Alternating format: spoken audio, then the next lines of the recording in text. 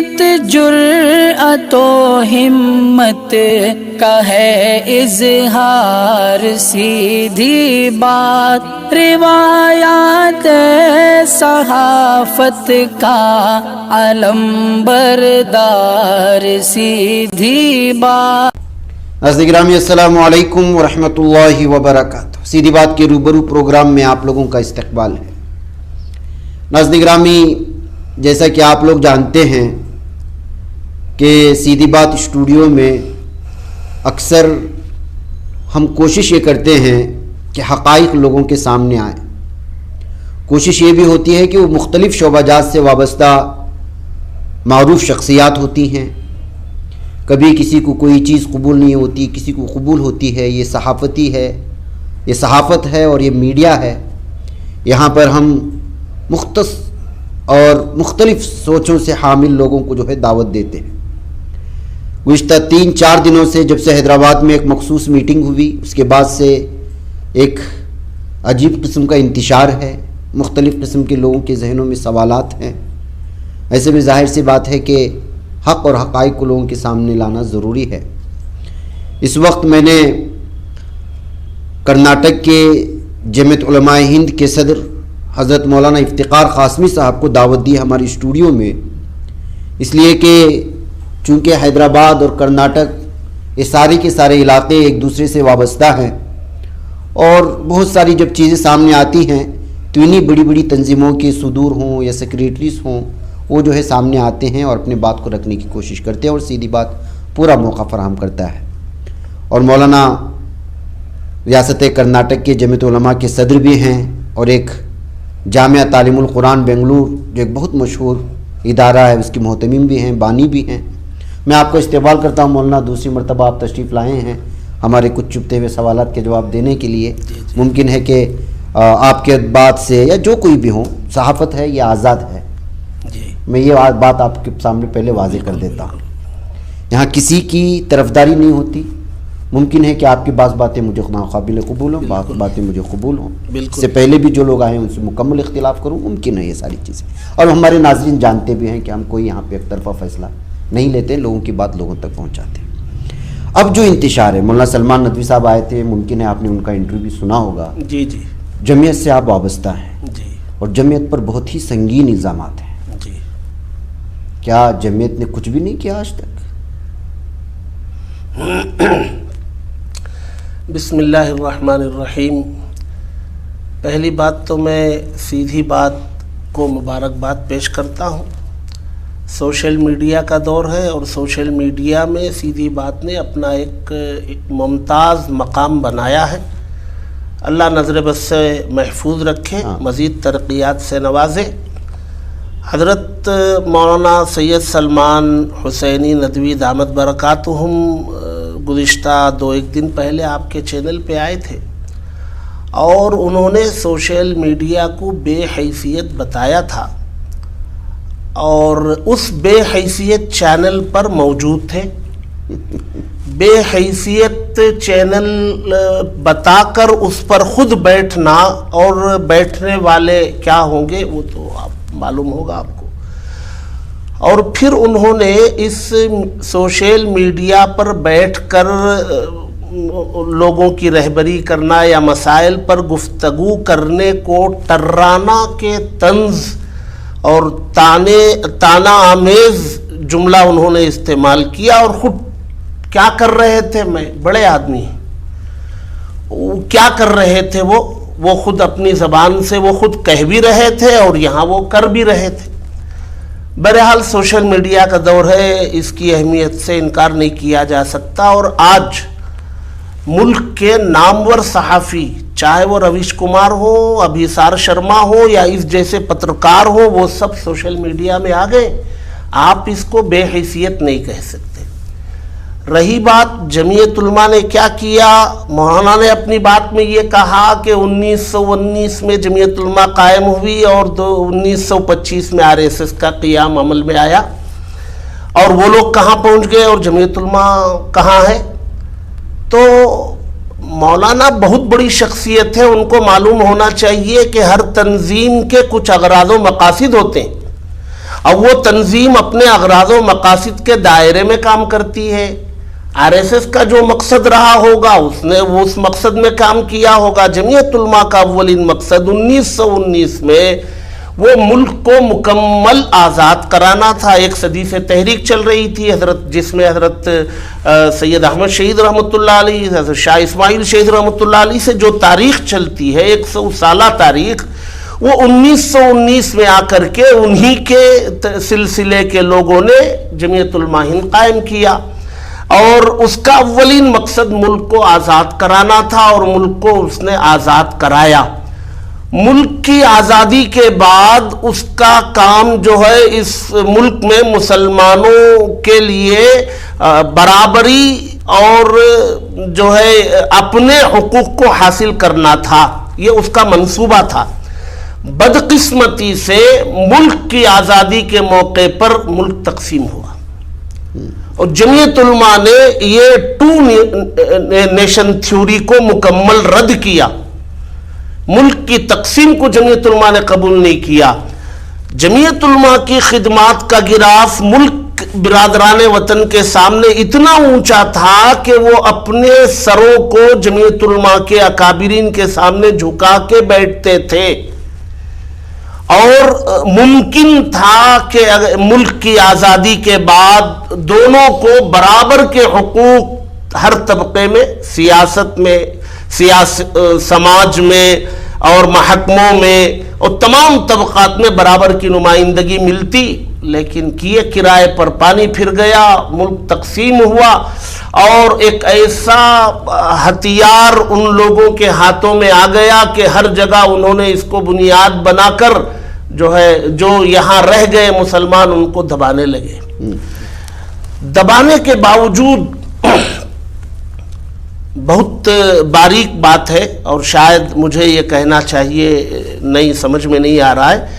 ملک کی تقسیم کے بعد جو ایک چھوٹا سا ٹکڑا تقسیم کرنے والوں نے لے لیا، الگ ہو گئے، تو جو حصہ بچا یہاں کے برادران وطن فطری طور پر وہ یہ خواہش کر رہے تھے کہ یہ بھی جو ہے مذہب کی بنیاد پر تشکیل پائے.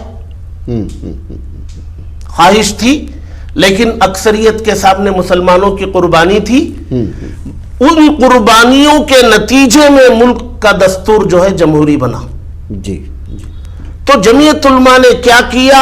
جمعیت علماء نے جو 100 سالہ قربانیاں جس میں تمام اکابرین شامل ہیں، حضرت شاہ سید احمد شہید رحمۃ اللہ علیہ بھی شامل ہیں، یہ ان کی شمولیت کے ساتھ جو 100 سالہ قربانیاں ہیں، اس کے نتیجے میں تقسیم کے باوجود ملک جو ہے جمہوری بن گیا. یہ بہت بڑی کامیابی تھی.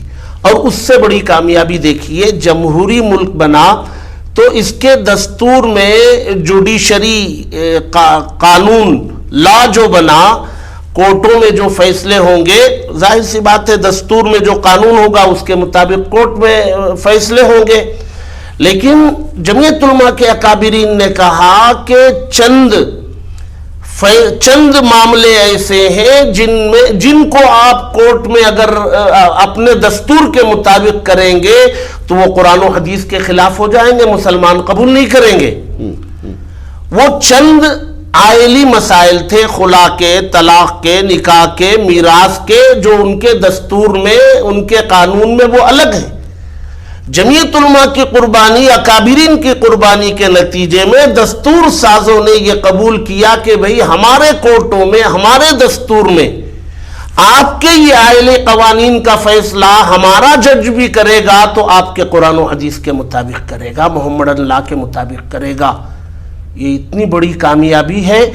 مولانا یہ کہتے ہیں کہ افتؤمنون ببعض الکتاب، ملک کے اکابرین نے، مسلمانوں نے بعض کتاب کو لے لیا اور پورا قرآن چھوڑ دیا؟ نہیں، پورے قرآن پر مکمل مسلمان عمل کریں گے. وہ آزاد ہے قرآن پر عمل کرنے میں، کوئی رکاوٹ نہیں. کسی نے آج تک یہ نہیں کہا کہ مسلمان صرف جو ہے 3 ورق پر عمل کریں گے. مولانا ان کا انداز اتنا تحقیر آمیز ہے. بھیک مانگی جا کر کے لوگوں نے، ہمارے اکابرین نے، کہ چھیتڑے دے دو، انگلیاں دے دو، بھیک دے دو، کبھی نہیں کہا. یہ انہوں نے مطالبہ کیا کہ دستور بن رہا ہے، ٹھیک ہے، ہم کہاں سے آئے ہیں؟ تقسیم کے بعد سے آئے ہیں، دستور بن رہا ہے، ہمارا سمان کیا جا رہا ہے، عزت کی جا رہی ہے، ہماری بات قبول کی جا رہی ہے، وقف ایکٹ شامل کیا گیا اس میں، جی جمعیت علماء کے مطالبے پر وقف ایکٹ شامل کیا گیا، اور جو ہے یہ چند آئلی مسائل کو مسلم پرسنل لا کا نام دیا گیا، اور یہ کہا گیا کہ ہمارے کورٹوں میں ہمارے جج ان مسائل میں یہ قرآن کے مطابق حدیث کے مطابق فیصلے کریں گے، یہ مسلم پرسنل لا۔ باقی عمل کرنے کے اعتبار سے مسلمان پابند ہے پورے قرآن و حدیث پر عمل کرنے کا۔ یہ حضرت مولانا جو ہے یہ یہاں دھوکہ دے رہے ہیں یا کھا رہے ہیں کہ مسلم پرسنل لا بورڈ جو ہے بعض کتاب پر عمل کرنے کی بات کرتی ہے، کبھی نہیں کی، پورے قرآن پر عمل کرنا ہے۔ اصلاح معاشرہ کا پروگرام ہمارے پورے اکابرین جمعیت علماء خصوصیت سے کرتی ہے، رسوم و رواج کے خلاف کام کرتی ہے، کہ رسم کو برداشت نہیں کرتی، بدعات کو نہیں برداشت کرتی، جائے کہ وہ دین کے بنیادی باتوں میں کیسے برداشت کر لیں گے تبدیلی۔ تو مسلم پرسنل لا بورڈ جو ہے مسلم پرسنل لا، ٹھیک ہے، یہ مولانا یہ کہتے ہیں کہ یہ شریعت میں اس کی کوئی حقیقت نہیں ہے، اور خود یہ کہتے ہیں کہ یہ مجبوری میں کیا گیا استعمال کیا گیا لفظ ہے۔ تو مجبوری میں آپ خود جواب دے رہے ہیں، یہ نہیں ہے، ٹھیک ہے، آپ جواب دے رہے، مولانا جواب دے رہے کہ یہ مجبوری میں استعمال کیا گیا۔ مولانا جب مجبوری میں یہ استعمال کیا گیا، اس وقت جو مجبوری تھی وہ مجبوری آج اس سے کئی گنا بڑھ چکی ہے۔ اس وقت کی مجبوری کو آپ مجبوری مان رہے اور آج کی مجبوری کو نہیں مان رہے، یہ کیا بات ہوئی؟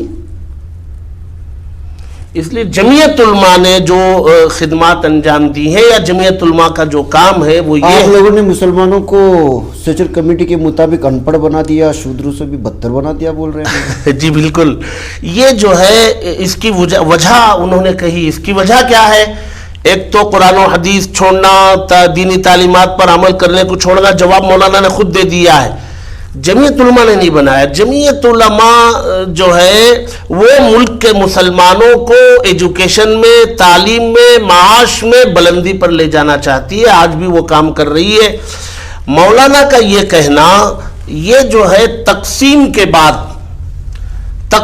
کے بعد ہماری حیثیت دن بدن یہاں گھٹا دی گئی، جان بوجھ کر ایک ہتھیار تھا ان کے پاس، اس ہتھیار کو رکھ کر کے ہمیں دبایا گیا، کچلا گیا، فسادات کروائے گئے، ہماری نمائندگی جگہ جگہ سے ختم کرائی گئی، یہ سب ہوتا رہا، اور مسلمان تعلیم کے میدان میں پیچھے ہو گئے، جیسے قرآن و حدیث میں پیچھے ہو گئے، تعلیم میں پیچھے ہو گئے، اور تعلیم میں پیچھے ہو جانے کی وجہ سے آج ان کی یہ حالت ہو گئی۔ جمعیت علماء یا ہمارے اکابرین وہ جو ہے مسلمانوں کو اوپر لانا چاہتے ہیں۔ کتنے ہمارے علماء، مولانا الیاس صاحب ندوی بھٹکلی دامت برکاتہم علی پبلک اسکول کے نام سے کتنے چلا رہے ہیں برانچز، مولانا خالد بیگ ندوی صاحب دار ارقم نام سے کتنی اسکولیں چلا رہے ہیں، مولانا مشتاق احمد صاحب رشادی کتنے چلا رہے ہیں، ایسے بے شمار علماء۔ جمعیت علماء اپنے تحت میں ایسے کئی انسٹیٹیوشنز کھڑا کی ہے، زیتون نام کی اسکول دلی میں شاندار پیمانے پر چلا رہی ہے، اور بھی اس کے کئی منصوبے ہیں۔ تو جمعیت علماء نے ابھی NIOS کے ذریعے مدارس سے الحاق کر کے بنگلور کرناٹک سے 1200-1200 بچوں کو SSLC کے امتحان میں دینی مدارس پہ پڑھنے والے بچوں کو بٹھایا جمعیت علماء نے۔ 10,000 خرچ آتا ہے، 5,000 جمعیت علماء نے ہر بچے کو اسکالرشپ دی مدرسے میں پڑھنے والے بچوں کو۔ جمعیت علماء تو یہ سب کر رہی ہے۔ اب آپ پوچھتے ہیں جمعیت علماء کیا کر رہی ہے؟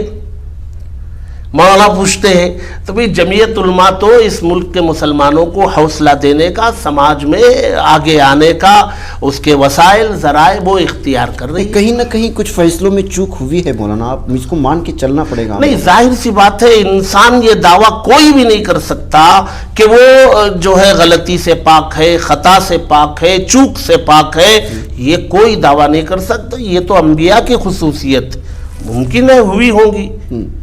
بابری مسجد کے فیصلے میں ہو، جیسے بولنا عام طور پر اسی کا حوالہ دیتے ہیں۔ بابری مسجد کے فیصلے کے تعلق سے مولانا کا یہ نظریہ ہے کہ میں نے مولانا کہتے مولانا نے ایک انہوں نے فارمولہ پیش کیا, اس فارمولے کو قبول نہیں کیا گیا, اور ان کا یہ کہنا ہے کہ اس جیسا کوئی فارمولہ حضرت مولانا علی میاں صاحب رحمۃ اللہ علیہ نے بھی پیش کیا تھا, اس وقت بھی جو ہے ملک نے قبول نہیں کیا, اس فارمولے کو بھی ٹھکرا دیا.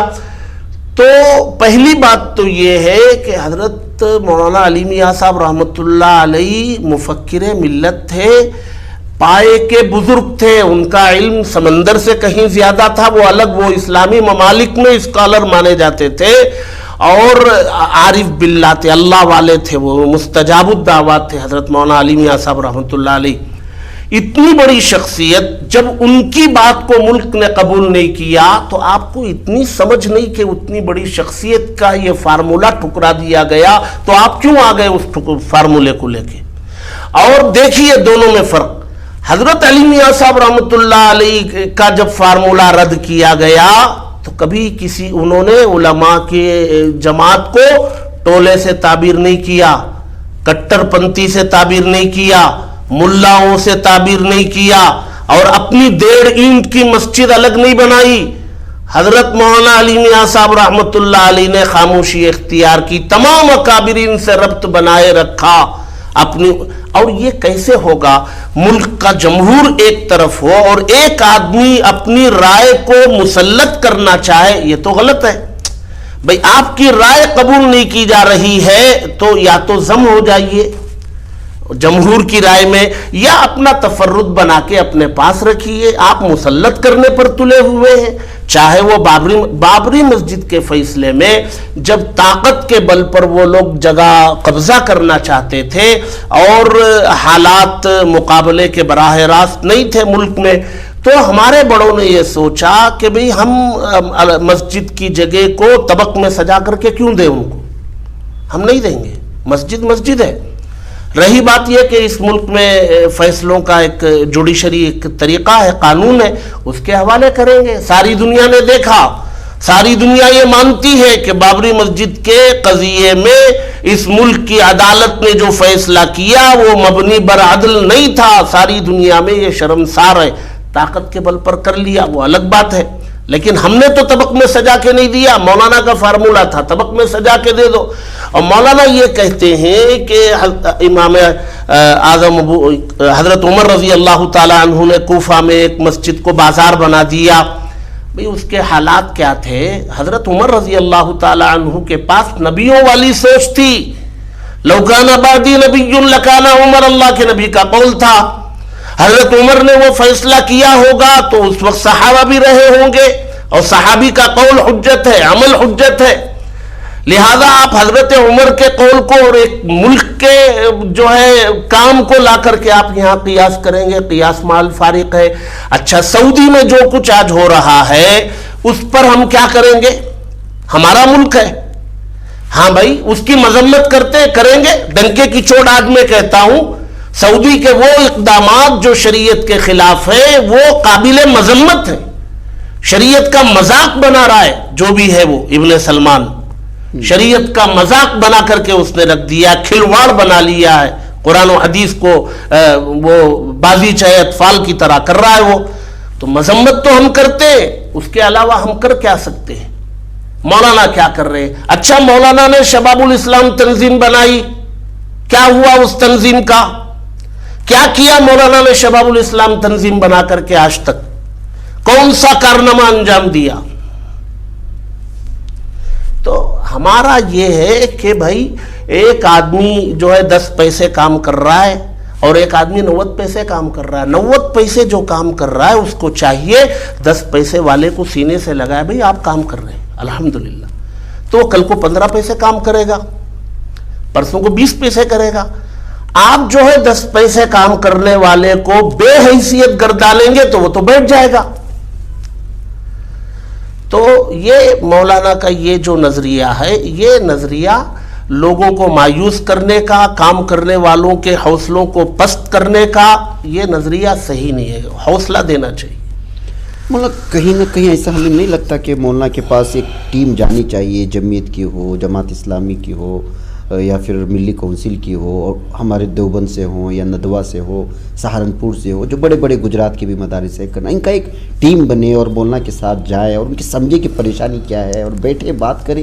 یہ معاملہ دن بہ دن بگڑتا جا رہا ہے. نوجوان ان کی باتوں کے آپ میرے کمنٹس پڑھیے جو کل ہمارا انٹرویو ہوا ہے، اس میں 90% میں سے 10% مولانا کی مخالفت کر رہے ہیں، تو 90% مولانا کی جو حمایت میں آئے ہوئے ہیں.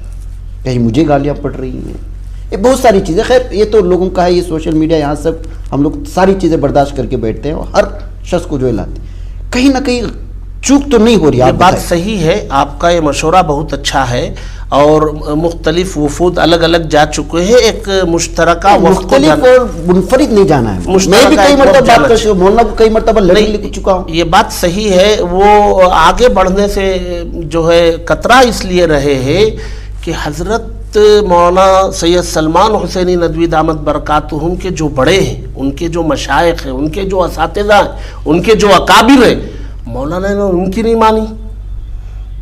یہ مشاہدہ ہے، تحریریں ہیں مولانا کی.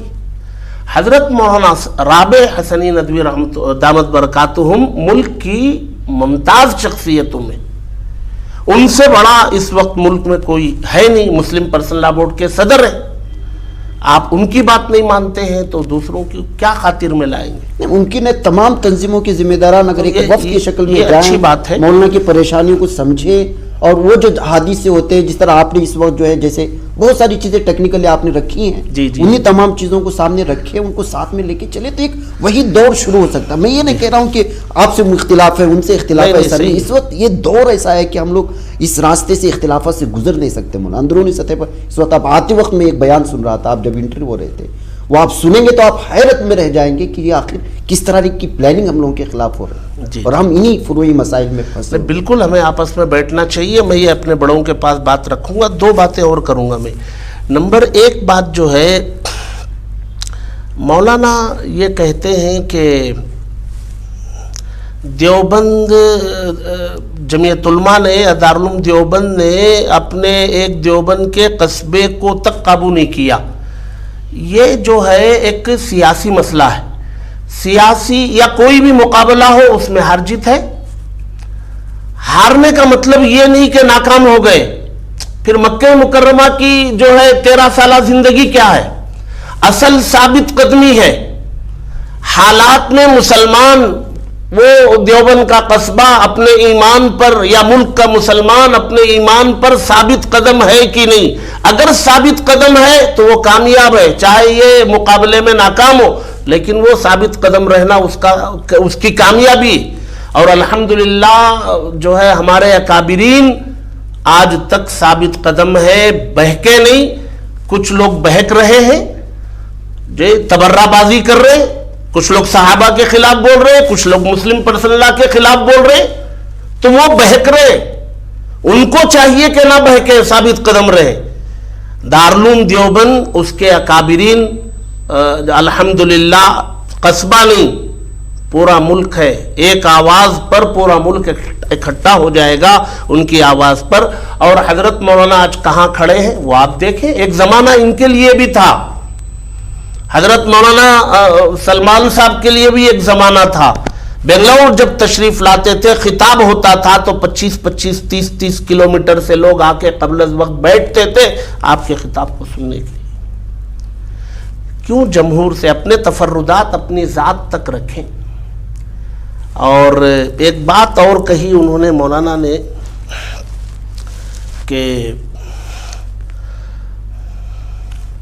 ایک اور بات تھی. ہاں، مولانا نے کہا کہ شریعت کونسل بنانا، اس پر انتشار کیسا؟ آپ کے سوال پر انہوں نے کہا کیا آج تعلیم القرآن کانفرنس کی آواز دی جائے گی تو انتشار ہوگا؟ انہوں نے سوال کیا. انتشار کرنے ذہن میں ہوتا ہے اور انتشار کرنے والے شیطان کے ایجنٹ ہیں.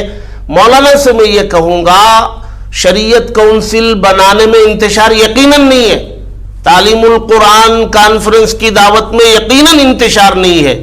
اس کے پیچھے کار فرما مقاصد کی وجہ سے انتشار ہوتا ہے. آپ کے شریعت کونسل بنانے کے مقاصد کیا ہیں؟ آپ مسلم پرسنل لا بورڈ کے متبادل پیرلل ایک جماعت کی تشکیل کرنے جا رہے ہیں تو انتشار ہوگا، اور انتشار ہوگا تو لوگ اس پر انگلی اٹھائیں گے، ختم کرنے کے کہیں گے۔ مدینہ منورہ میں لوگوں نے مسجد بنائی تھی، مسجد زرار، اللہ کے نبی صلی اللہ علیہ وسلم نے اس مسجد کو ڈھانے کا حکم دیا۔ اب سوال ہوگا کہ مسجد بنانے پر نبی کو کیوں اعتراض ہوا، نبی نے اسے کیوں ڈھایا؟ مقصد غلط تھا، قرآن نے اس کو بیان کیا ہے کہ اس مسجد کو بنانے کا مقصد عبادت نہیں تھا۔ آپ کا مقصد اگر شریعت کونسل بنانے کا یہ ہے کہ پورے ملک میں مسلمانوں کو شریعت پر عمل کرنے پر آمادہ کریں گے، تحریک چلائیں گے، الحمدللہ بہت اچھی بات ہے۔ آپ مسلم پرسنل لا بورڈ کے ساتھ جوڑ کے آپ یہ کرتے ہیں تو پھر تو مقصد دوسرا نظر آتا ہے، تو اختلاف انتشار تو ہوگا۔ تو یہ ہے، بہت ساری باتیں مولانا آپ کے سامنے آئیں، ذہنوں میں سوالات بھی بہت ہیں۔ پھر میں وہی جو بات کہہ رہا ہوں کہ اختلافات میں سوال پہ سوال کرتا جاؤں گا، بات بڑھتی جائے گی، کوئی اور سامنے سے جواب آئے گا۔ جی لیکن میں آخر میں اور کوئی بات آپ کو رکھنا ہے تو آپ بنداس رکھ سکتے ہیں۔ میں یہ کہوں گا کہ حضرت مولانا بڑے ہیں ہمارے، حضرت مولانا سید سلمان صاحب حسینی ندوی دامت برکاتہم بڑے ہیں۔ مجھے نظریاتی اختلاف، باقی ان کی شان میں ہمارا وہی ادب ہے جو پہلے تھا، گستاخی نہیں ہے۔ ہو سکتا ہے کہ ہماری کوئی بات، چھوٹوں کی بات بھی کبھی کبھی ذہن میں اتر جاتی، تو یہ اس بات سے، اور جو لوگوں کے اندر غلط فہمیاں تھیں اور اس کو غلط انداز سے لے رہے تھے، تو ہمارا فریضہ بنتا ہے کہ جو صحیح بات ہے وہ لا کے سیدھی بات میں رکھے، بس یہ مقصد ہے۔ تو میں آخر میں وہی آپ لوگوں سے درخواست کروں گا، پہلے بھی میں کرتا آیا ہوں کہ جو ہے مولانا سے کوئی ایسا مضبوط وفد، آپ اس کے پیچھے سنجیدگی سے کام کریں مولانا، آپ کی کانٹیکٹس ہیں، آپ کی بہت ساری چیزیں، سنجیدگی ایک بڑا وفد کرے، چاہے تو سیدھی بات اس کے لیے اسپانسر کرے گا، آپ لے جائیں وہاں تک، بیٹھیں مولانا سے بات کریں، ساری چیزیں کریں انشاءاللہ۔ تو ناظرین گرامی، ممکن ہے کہ جو ہے جو ہمارے مولانا سلمان صاحب کے اس پہ بہت سارے کمنٹس کر رہے تھے، ان کو بھی بہت سارے جواب مل جائیں گے انشاءاللہ۔ اور جو بھی ہے مجھے جو ہے اور مولانا کو اجازت دیں۔ السلام علیکم ورحمۃ اللہ وبرکاتہ۔ تکمیلی تلبینہ، طاقت، صحت اور شفا کے لیے سنت اور طب نبوی کا بہترین نسخہ۔ ناظرین، کیا آپ بھی خوشحال مالداروں کی طرح کامیاب بزنس کر کے ہزاروں اور لاکھوں روپے کمانا چاہتے ہیں؟ اگر آپ کی ہاں ہے تو آج ہی سے اپنے علاقے میں تکمیلی تلبینہ کا آسان بزنس کرنا شروع کریں اور چند ہی مہینوں میں کامیاب بزنس مین بننے کے طریقے بہترین تجربوں کے ساتھ سیکھیں۔ بزنس مین بننے کا یہ موقع کہیں آپ کے بھی ہاتھ سے چلا نہ جائے، اس لیے ابھی ہم سے رابطہ کریں۔ 9890963757 Takmeeli food products private limited, Malegaon, India. نئی سیاسی تاریخ رقم کرنے، اپنی پہچان بنانے، فرقہ ختم کرنے اور قومی اتحاد پیدا کرنے کے لیے ہماری پارٹی سے ہاتھ ملائیے اور ممبر بنیے۔ اسکرین پر دیے جا رہے نمبرز پر مس کال دیں۔ بچ پاتا ہے کوئی صحافی کی نگاہوں سے، ملاتا ہے یہ لوگوں کو محبت کی پناہوں سے، کرم اور درد مندی کا ہے ایک سنسار، سیدھی بات، عظیمت جرأت و ہمت کا ہے اظہار، سیدھی بات، عظیمت جرأت و ہمت کا ہے اظہار، سیدھی بات۔ یہ چینل حق نگر بن کر کچل دیتا ہے فتنوں کو،